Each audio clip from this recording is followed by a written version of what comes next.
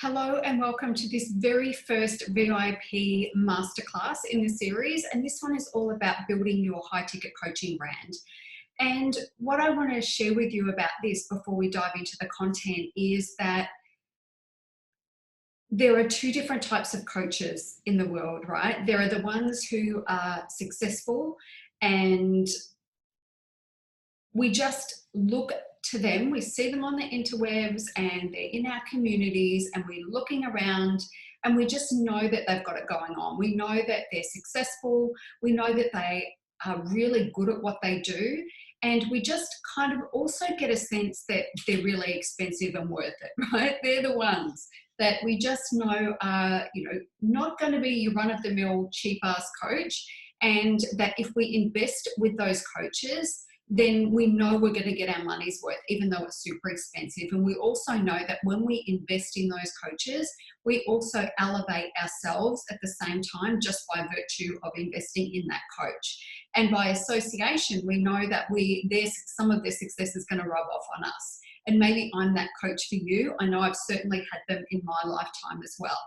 And what we want is for you to have that same feeling and for you to know that there are people out there on the interwebs that are watching you and your coaching brand and just knowing that same thing. I know this person's going to be super expensive, but I also know they're going to be worth it. I can tell that there is a lot of quality here, and that if I begin to work with this particular coach, then I am going to be elevated. You know that being in their in their world is going to create some sort of status for you, right? This is probably the stuff that we don't really talk about very much, and because it sounds a bit kind of egotistical or whatever, but I know that the people that sign up and come to work with me, there's a status about it, there's without being egotistical in any way. And I've had a couple of people who have worked with me, they might have bought a strategy session or something like that. And then they've gone on to talk about, oh, my coach. And I'm like, hang on, I'm not really a coach. You just bought one session. People like to talk about the coaches that they're working with and they like to be excited about it. And that's what I want for you, because when people are talking about you and when they're saying really great things about you, then that is when you're able to really step into a deeper role of being a high ticket coach, really start charging what you're worth and really start being selective about who you take on as your clients. So what's going to happen is when you set yourself up as a high ticket coach, you're going to have a lot of people are going to self-select a lot of the time before they even get to you. If they look at your brand and it's too much for them, they're worried about, oh, I don't know that I'm going to be good enough to work with this coach. I don't know that I'm going to be able to afford this coach. Everybody is probably going to have that thought on some level. And then there are going to be the ones who are like, you know what, but I need to do this because I know this coach is going to make the difference for me. Then they will go ahead and sign up. And the ones that you're too much for and they can't get over it and they move on their merry way, let them, because they're the ones that are never going to be able to get out of their own way to do the work that you need them to do to work together. All right. So that's the first thing that I want to say. And now we're going to go through the workbook. All right. So I'm just going to refer to my notes, because the way that I operate, a little bit of behind the scenes action, is when I'm creating a masterclass like this one, the first thing that I do is I create the workbook, and what comes to me is what needs to be said, and I write it down, and that helps me get my thoughts in order so that then I can use that as a framework from which I bounce off to create the content. So the workbook is part of it. And you'll see though that as I go through the workbook, it's going to, spark more information that I want to share with you. It's going to spark some stories that I think are going to be relevant, things like that. All right. So that's how I work. All right. So what I want to say first off is building a high ticket coaching brand really is a lot simpler than you might think. And when I say simpler, I don't mean easier, because often a lot of times the simple stuff isn't easy, right? And when in this instance in particular, what coaches find difficult is getting over themselves enough to say, hey, I am making the decision that I'm a high ticket coach. I'm charging premium prices. I'm only working with a certain type of clients and I'm only doing a certain type of work. You've got to get a little bit deeper about it. and you've got to be committed to that decision, and then, you know, own that decision.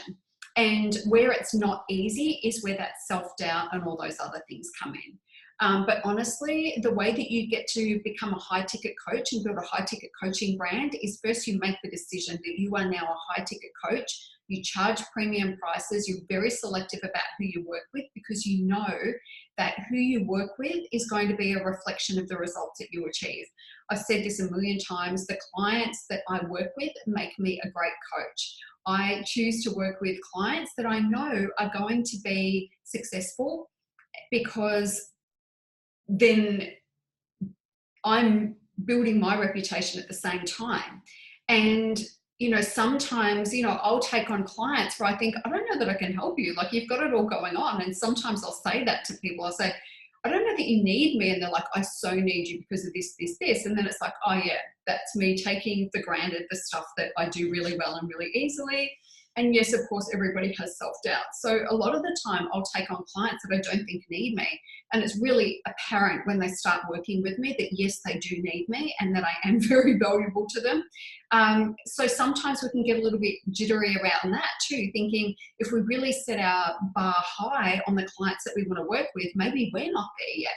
You know, I helped one of my clients achieve a $500,000 win, like through his coaching programs and things like that, in 4 months of us working together. I've never done that for myself, you know, but I was able to coach him to do that. And I've been able to coach other clients to achieve amazing results as well. Many that I have achieved, but that particular one I hadn't. And that was actually a great process for me, because what I was able to see is that I was still equally valuable, even though I hadn't done that myself, because I know how to do it. Like, I know how to do it. And that was great to see his results come through, and to see that even after we finished working together, he still invested with me from time to time with one-off sessions, because he just felt like he needed my input. So yeah, we've got to decide that. And so if you have any fear or doubt about, if I really aim for this high level client, am I, you know, what if they're more successful than I am? Well, that's a good problem to have. Like, we don't want to get hung up on that, right? And I think this goes back to my early Taekwondo days as well. You know, when I was first doing Taekwondo, and when I got my black belt, and people would come along training, and I just felt like, oh my God, the responsibility of having my black belt, I can't let anyone be better than me. You know, there wasn't a black belt. It was a freaking miserable existence for a few years until I woke up to myself, and then realized that it's actually a gift to be able to coach your students and people to be better than you, right? And you just got to leave your ego at the door. And it's the same sort of deal, right? It's like, we want our clients to be successful. And if they're more successful than us, then that's great, because it's showing us that the stuff that we teach is working. Like, we know that it works. And that our day will come to do that same thing when when we let it happen, right? It's usually our own resistance. Okay, so becoming a high ticket coach and deciding to become a high ticket coach is really more of an attitude than anything else. And what I want to say about that is, you know, I can remember charging, you know, $2,000 for a coaching package, and then all of a sudden I'm charging $26,000 for a coaching package.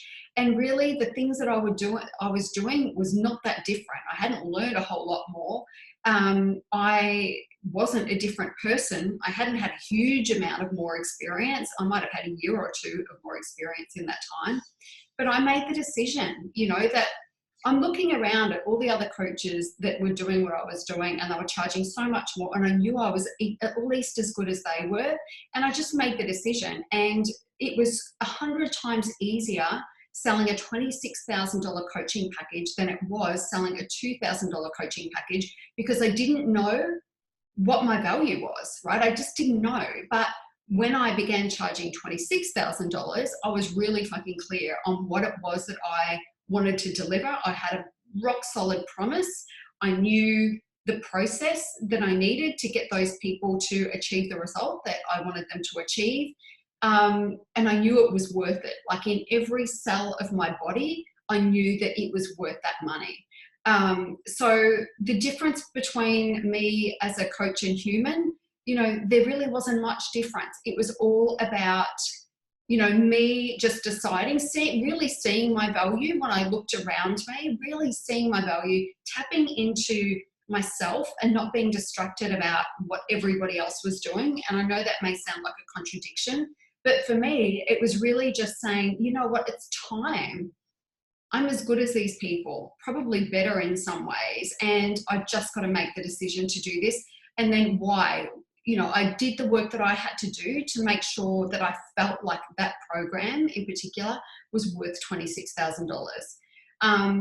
I also stopped listening to the story I was telling myself about one day. You know, one day I'm going to be like those coaches who charge this much money. One day I'm going to be like these coaches who, you know, just have this rocking brand that, you know, has all come together. And so I stopped making it about one day and made it about that day in particular. And that is when things changed. And then I just, over time, have elevated everything about myself and my brand, and I've continued to do that over time.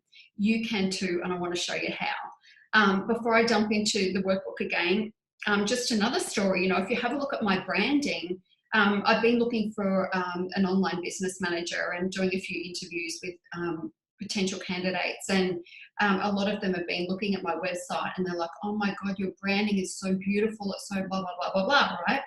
And that's me and Canva. You know, me and Canva. I don't pay for any design stuff. I didn't pay for anybody to develop the concept or anything like that. It's just been an evolution over time, and me just, you know, slightly tweaking things. And now it's like my brand is in its sweet spot. I love everything about it. And it's easy for me to be consistent with it because it's just beautiful and I love everything about it. So the reason that I'm sharing that with you is that you don't have to start there. When I launched The Art of Kicking Ass Elegantly, I paid for a logo, but I think I paid like $50 to have somebody design it for me.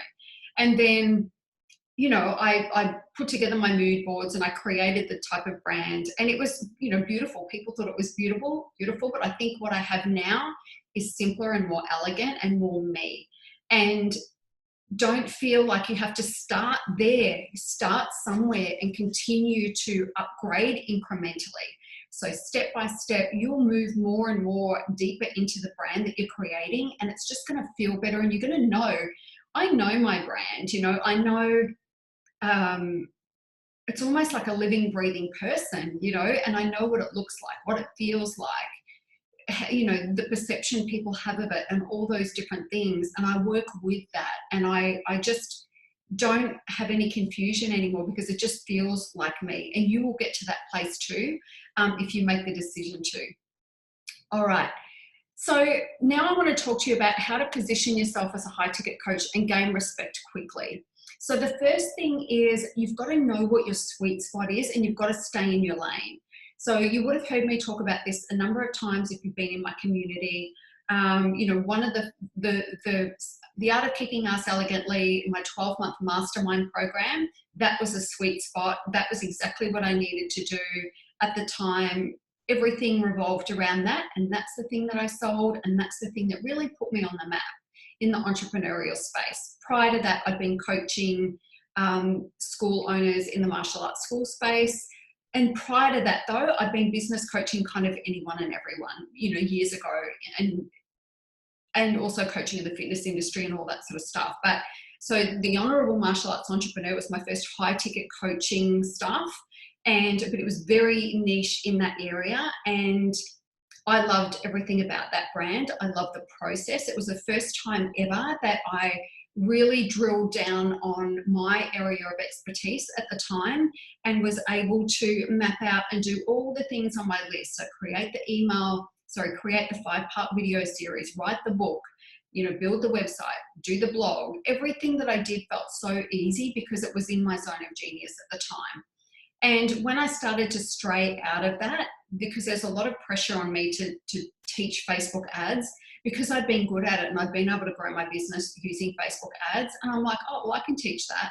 And then what I found is that it just moves so quickly that I was spending a lot of time trying to stay up to date with Facebook ads, you know, strategy and all the rest of it. And that's not really what I was there for. That's not the thing that I wanted to be doing. And it took me out of my sweet spot. And that's one of the reasons that I shut that brand down and moved into the Art of Kicking Ass Elegantly and my 12-month mastermind. It's like, okay, I'm not doing Facebook ads. I'm going to do all these other things. And then that evolved over time. I decided that, you know, working with female entrepreneurs of all different types wasn't my thing. I wanted to just specifically focus on working with coaches.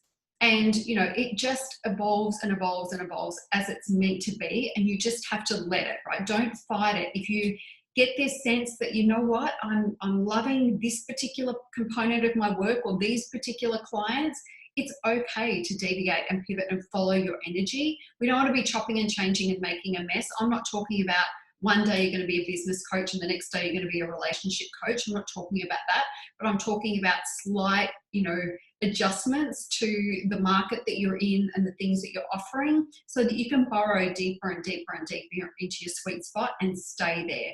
We don't want to be doing things that are outside of our lane because it just makes it stressful. It means that we have to labor pretty hard to be able to deliver the things that we want to deliver. And we don't want to be doing that. We want the work that we do to be feeling really effortless. Like this feels like a walk in the park to me, creating this type of content. This is not the first thing that I've created today, and it's not going to be the last, and it all feels easy and fun. That's what I want it to be like for you too. Again, craft your signature offer on your sweet spot, big promise. So what is your offer? What is your big promise? So the 5K formula for coaches, my main group coaching program, you know, that is find your sweet spot, create your $5,000 coaching package and sell at least one within the 4 weeks that we're working together. That's the big promise. So what is your big promise and what's your offer? And share what you know with confidence and conviction. So this is how we position ourselves as a high ticket coach, and we gain respect quickly. So we know what our sweet spot is and we stay in our lane. We craft our signature offer at a big price point, knowing that it's a big price, but it's a big promise as well. And we know that when somebody spends X amount of money with us, because they're investing big, they are going to get a lot of value from that. And the chances of them achieving the result that they want are up here rather than here, because you've got the time to give to them because they're investing more with you. So you don't need to work with as many clients so that you can give them that time. And then it's sharing what you know with confidence and conviction. So, you know, one of the things when I was first launching the 5K formula for coaches, what do you think I spoke about so much? I spoke about $5,000 coaching packages. I spoke about charging more so you can give more. I spoke about the fact that you achieve better results for your clients when you charge more because you can give more.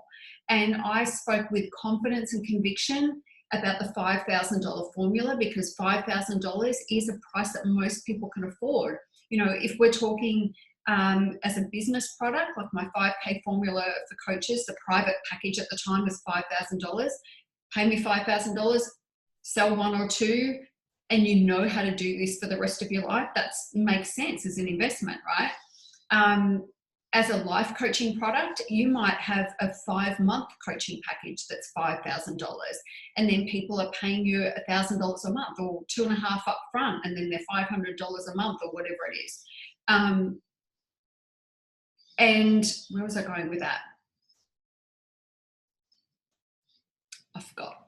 I think the point though was around value, you know, bringing the value and having that price make sense, but charging what you're worth because you know you can give more. Anyway, I think that's where I was going with that, but I'm going to leave it there.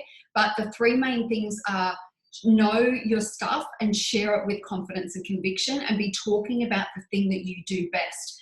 Don't go into any content creation, any live streaming, any writing thinking, oh, you know, I've just decided I'm going to do this thing and there are other people out there doing it better than me, or people that have been doing it longer, but I'm just going to throw my hat in the ring. You can't be like that. You've got to own it. You've got to go in there going, you need to listen to me because I know this thing about this, and then just balls and all, like go for it. Be confident, and convicted about the stuff that you know, because your confidence is going to instill confidence in the people that are in your audience. If you are half-assing it and not quite confident, then people are going to sense it. So you've got to go in there with confidence and conviction. All right, next, how to build your brand authentically, then elevate it. So always it comes down to our confidence, right? So, pardon me, remember who you are at your best. Who are you at your best? So what does that look like for me? It's, for me, feeling absolutely confident. It's feeling confident, feeling like I am bulletproof. It's when I'm training, and that, a lot of that ties in with, am I training in martial arts? Am I lifting? Am I sweating every day? Am I eating in a way that fuels my body and brain? Am I having conversations that just light me up? Am I taking risks? All those things. Who are you at your best? Remember what you're capable of. If you're in a place of struggle right now, it's very difficult to pull yourself out of that and remember a time when you were successful. And if you haven't had success in your business yet, you know, you might be questioning that, but I am tipping that you have had had success in other areas. So what are you capable of? Maybe you ran a marathon. What does that tell you about yourself? Maybe you raised kids on your own. What does that tell you about yourself? You know, you are the shit. So just own it. Remember what you're capable of. You have achieved things. You've overcome things. You are here. You're still here. So remember that. And if you have had success, big success in the past, and maybe it's been a little while since you have, tap into that energy. Remember, hey, remember that thing you made happen? You did it once, you can do it again. And this time better because you're wiser, you know more, you've got more wisdom in your little brain than you had before. So remember what you're capable of and keep your values in mind. What is important to you? Because these values are going to be the things that filter through your brand. They filter through your messaging. They filter through your message, through your offers, and everything that you do. They filter through the conversations that you have, whether you take on clients or not, all of those things. What's important to you? What does it look and feel like when you're being your most authentic self? You know, when I came on this video, I can tend to get into a bit of a mindset where it's like, okay, this is the content that I want to deliver, and I want to deliver really good value. And it's not a performance, but it's like all about the content and making sure that you get, you know, the best stuff and all the rest of it, right? And usually what happens is it takes a couple of minutes for me to settle in and just relax and go, yeah, this is just a conversation. Like, you know, I'm not a school teacher. This is just a conversation. This is just me. And I always have to remind myself, relax, be real, just be you. And then I get to settle in and relax and settle in. So it still does take me a little bit of time and it frustrates me, but that's kind of the way that it is. But what does it look and feel like when you're being your most authentic self? For me, it is, you know, saying the things that I think and not trying to clean it up for, you know, business purposes or to look professional or anything like that. It's being bold, it's being sassy, it's being a bit cheeky and naughty, but it's also being direct and firm and telling and honest. I'm always really super honest about the stuff that I'm sharing. And if anybody is having a conversation with me and they ask me a question or they want to know an opinion, they're always going to get the truth from me, always. And that's what it looks like. For me, it's sometimes having awkward, tough conversations with clients or people in my world because no one else is telling them this stuff, and it kind of, they need to know it to be able to go to the next level. All right, so how can you reflect your most authentic self in your brand? Because your brand is all about you. It is all about you. And you probably heard me say this a million times, but I'm going to say it again because I think it's really important. You know, imagine a room with 20 coaches lined up. They're all sitting at a table, and a person comes in the room and they get to choose a coach, right? And this person is looking for a life coach. And all 20 coaches that are sitting there are all life coaches. They all charge exactly the same price. They all have been coaching for the exact same amount of time. They all went to the same coaching institute, for example. Everything's the same, right?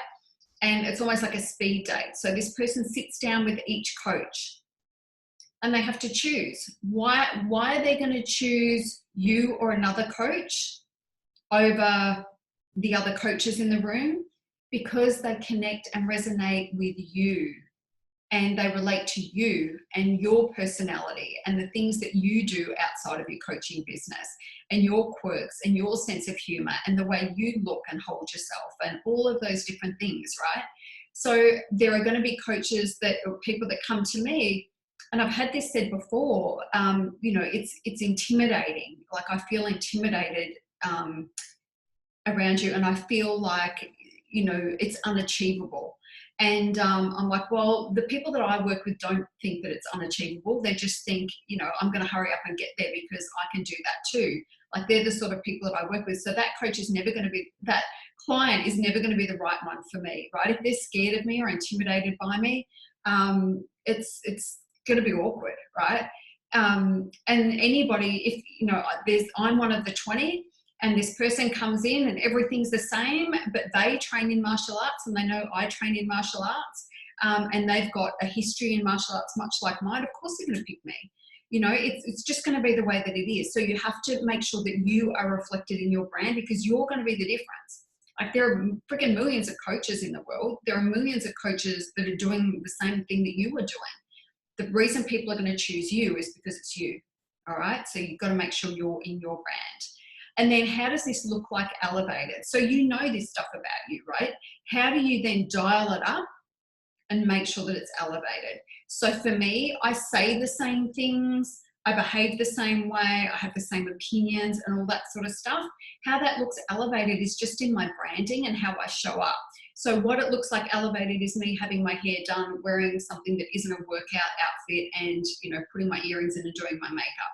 That's an elevated version for me. And, you know, I don't know how else to elevate it, to be honest, other than just keep dialing up, you know, my messaging and just being more of me. But I guess it's like, how do I make it classier, more elegant and sophisticated, but also without going so far that it does get to that point where people feel like it's unrelatable. I never want to be there too. So find that balance between elevation and then just, like, you know, there's a tipping point in which, you know, it just becomes unrelatable to people. All right. Finding your brand style sweet spot. So I want you to close your eyes and think about your brand right now. What do you love about the brand that you have right now? And then what are you embarrassed about? So for me, it was like, I had 2 photos that I was using because I just hate photos, and I had to go and have a photo shoot because it was like, I'm embarrassed to be using selfies on my website. Like, it just shouldn't be a thing.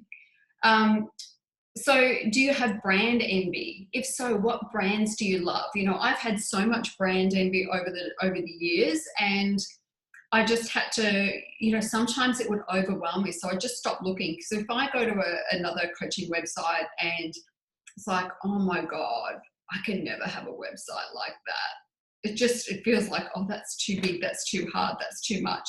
And I have to come back and just remind myself that,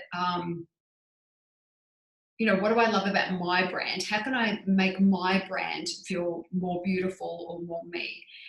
So yeah, have brand envy, that's fine, but then come back to your brand and then work out, you know, how do you make your specific brand more beautiful? We don't want to copy anybody else's brand.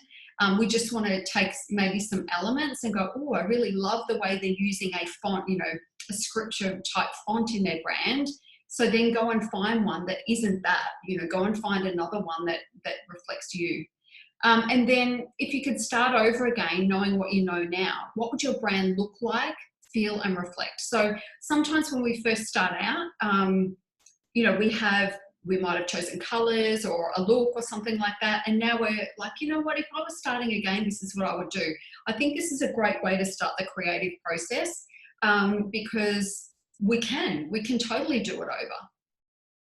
And then you want to create a style sheet. So when you've decided on all of the branding elements, make sure that your brand, you know, download your brand fonts, know the name of them, know the variations, and then your color codes. So for me, brand consistency is super important when it comes to a high ticket brand.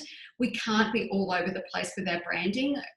You know, I know there are people out there that do that, but for me and the people that work with me, they do kind of want to have a brand that is pulled together and is consistent so that people spot it and they kind of know what they're looking at. And so one of the things that I do with all of my clients is make sure that they know what their color codes are, know what their fonts are, and then make sure everything is consistent. There are some clients that they just get it straight away, and others I'm always having to send them messages on Boxer and say, why are you using this color? Or why are you using this font? It's got nothing to do with your brand. And they're like, oops, sorry. I'm like, God's sake, get your shit together. So yeah, so if you are that person, just imagine me on your shoulder going, get your shit together, stop using different fonts, stop using different colors, make sure it is brand appropriate. And that's one of the things that you do. So it's definitely a brand that's about you. It's definitely a decision to really step into that role of high ticket coach and have that attitude of I am expensive, but I'm worth it. And I say those words all the time to people. I am expensive, but I'm worth every cent. And that's the conviction that you want to have, and then build a brand around that. All right, I hope you've enjoyed this masterclass. The next one will be available next month. Do the work, and I can't wait to see your beautiful brand unfold. Bye for now.